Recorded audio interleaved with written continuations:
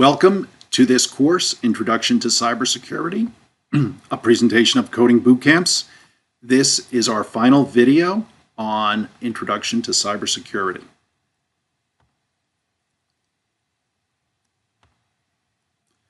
Introduction to Ethical Hacking, how to become an ethical hacker.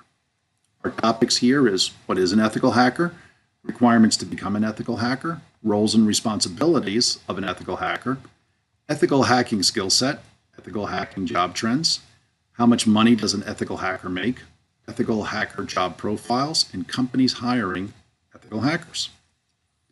What we've learned so far, we had our introduction to cybersecurity and encryption, computing device, application, and network security, penetration testing, and good and bad hacking.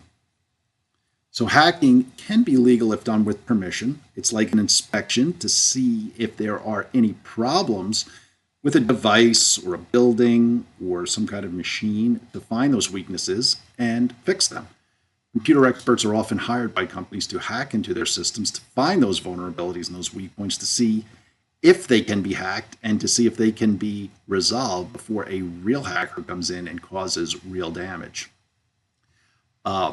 This is done in a precautionary method as measure against malicious hackers. Such people who hack into systems with permission without any malicious intent are known as ethical hackers, and the process is known as ethical hacking. Even though most jobs require you to have a bachelor's degree in computer science or a cybersecurity related field, exceptions are made for people with sound knowledge of operating systems, databases, and networkings. Also, it is highly impossible to directly become an ethical hacker. Most ethical hackers begin their career as in some kind of tech support or some other part of the industry and advance by earning certifications like the CCNA, and they work toward eventually certified ethical hacking certification. Earning your certified ethical hacking certificate, or CEH, is time to once you have that, it is time to market yourself as an ethical hacker. Scanning, opening, and closing ports using Renaissance tools like Nessus or Nmapper, engaging in social engineering methods, ways of tricking people to get access information, examining patch releases by performing vigorous vulnerability analysis on them. An ethical hacker will see if they can evade any of the intrusion detection systems or the intrusion prevention systems.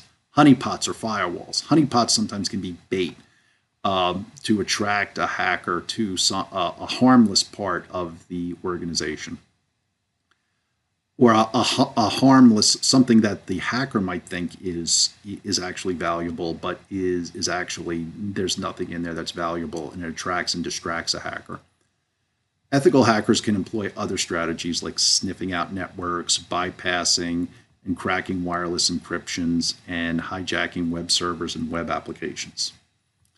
A person with an ethical hacking career is expected to be proficient in database handling, networking, and operating systems, and also have excellent soft skills, project management skills, as they need to communicate problems regarding security to the rest of the organization. So a skill set here for an ethical hacker: network traffic sniffing, in looking at the packets, seeing where they're coming from, are they consistent? Orchestrate various network attacks to see what vulnerabilities can be discovered. Exploit buffer overflow vulnerabilities. Exploit SQL or SQL injection. Password guessing or cracking. Session hijacking, where actually session tokens or legitimate session tokens are taken over by a hacker to see if they can be used to gain access to a system. And also domain name service spoofing, so tricking the network into thinking that a computer that's not part of the network is part of the network. And we can see here ethical hacker job trends, very much on the rise. Certified ethical hackers can make an average annual income of over $80,000. According to pay scale, and the average starting salary for a certified ethical hacker is about $95,000, according to the eCouncil senior director. The founder of No Wire Security estimates that 50,000 to 100,000 per year for the first years of service to your employer, depending on your experience and education. Those with a few years of experience can get upwards of $120,000 a year, particularly those that work as independent consultants. So some job profiles: information security analyst. You can be a security analyst, a certified ethical hacker, an ethical hacker, security consultant for either computing, networking, information security manager, and a penetration tester. An ethical hacker finds a job in any company because everybody needs it.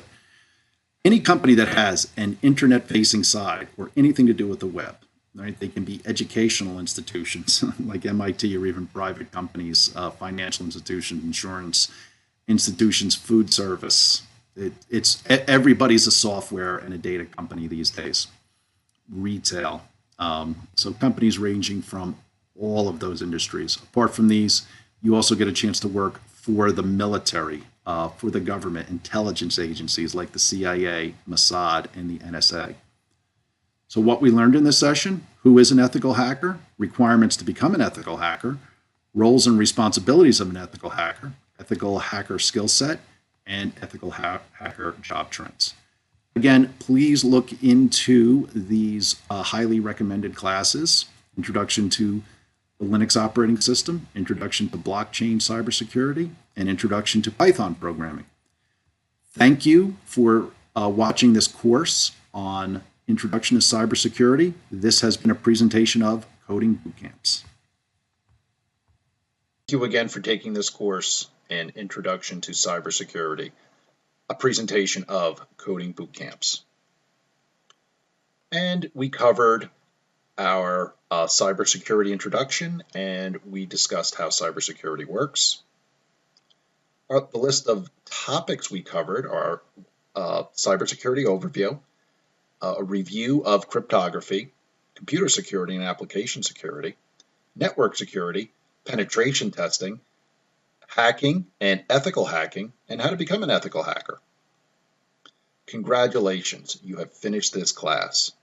For some follow-on classes, we recommend looking into an Introduction to Blockchain Cybersecurity, Introduction to the Linux Operating System, and an Introduction to Python Programming.